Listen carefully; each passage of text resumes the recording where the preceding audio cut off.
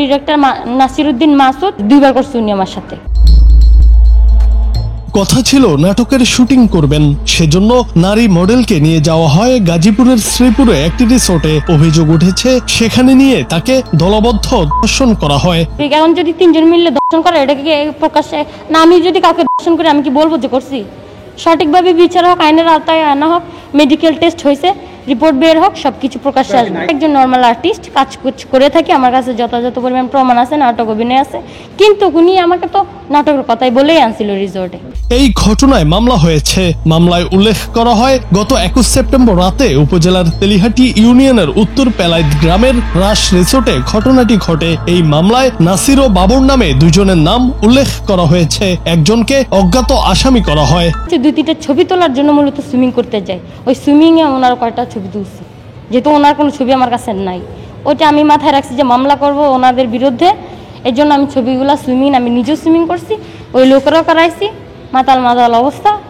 তারপরে সুইমিং টুইমিং করা অবস্থায় আমি কয়েকটা ভিডিও এবং কয়েকটা ছবি নিছিলাম। যিনি বাবর তিনি বলছে যে বিএনপির নেতা বাবর, মানে আমাকে এগুলো বলে হুমকি দিছে, বিএনপির নেতা বাবর।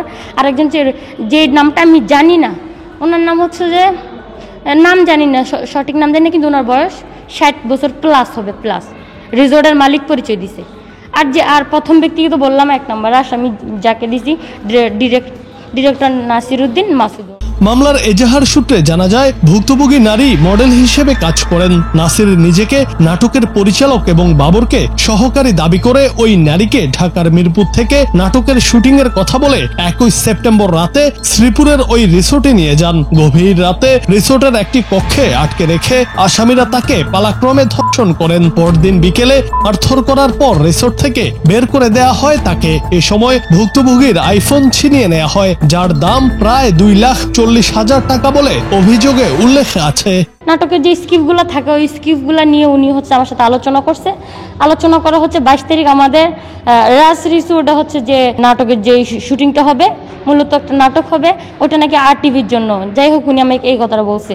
তো যেহেতু উনি একটা ডিরেক্টর, আমার আগে 5-6 মাস আগে পরিচয় হয়েছে, দেখা সাক্ষাৎ হয়েছে, সেই ক্ষেত্রে আমি ওনাকে একটা বিশ্বাস করছিলাম।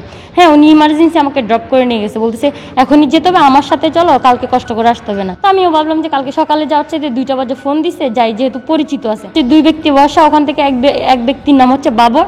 বাবরের মূলত আমাকে ধাক্কাধাক্কি করে কাজটা করছে, আমি করতে চাই নাই। পরে হচ্ছে যে মদের বোতল ভেঙে বলতেছে যে এখানে হচ্ছে এটা আমাদেরই রিসোর্ট, এখানে চিল্লাফাল্লা করবি না, আশেপাশে মানুষ এসে শুনবে, তোর ক্ষতি হবে, আমাদের কিছু হবে না।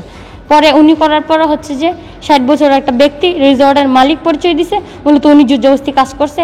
এরপর ডিরেক্টর নাসিরউদ্দিন মাসুদ এই কাজগুলো করছে, 2 বার করছে উনি আমার সাথে। তো সঠিক বিচার চাচ্ছি, আইনের আওতায় আসবে অবশ্যই। শ্রীপুর থানার অফিসার ইনচার্জ মোহাম্মদ আব্দুল বারিক বলেন, মামলার 3 আসামি এখনো গ্রেফতার হননি। ঘটনার পরপরই থানায় মামলা হয়েছে। তদন্তে গিয়ে বিয়ার সহ বেশ কিছু আলামত উদ্ধার করা হয়। এছাড়া অনৈতিক কর্মকাণ্ডে জড়িত থাকার অভিযোগে 2 নারী ও 16 জন পুরুষকে আটক করা হয়েছে।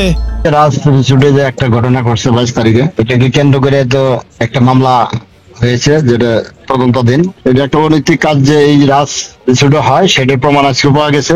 2 জন মহিলাকে পাওয়া গেছে, যারা স্বামী স্ত্রী হিসেবে আসছিল। 2 জন পুরুষ, তারা ভ্রাম্যমাণ আদালতের উপস্থিতিতে টের পেয়ে তারা টপকে পালিয়ে যায়। এবং এটা যেহেতু একটা অনৈতিক কার্যক্রমের সাথে এই রিসোর্টটা জড়িত, যার ফলে এই ঘটনার সাথে যারা জড়িত সবাইকে থানায় নিয়ে যাওয়া হচ্ছে, তাদেরকে জিজ্ঞাসাবাদ শেষে আইনি ব্যবস্থা গ্রহণ করা হবে। জুনায়েদ আহমেদ, বাংলা টিভি।